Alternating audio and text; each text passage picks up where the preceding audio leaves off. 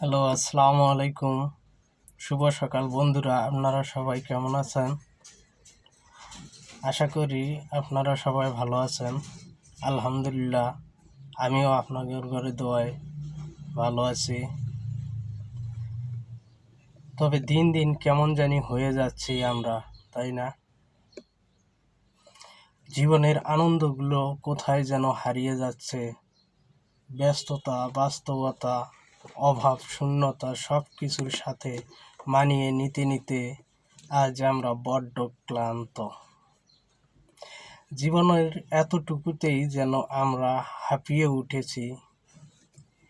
মনে হয় কার কাছে যাই, কি করি, কোথায় একটু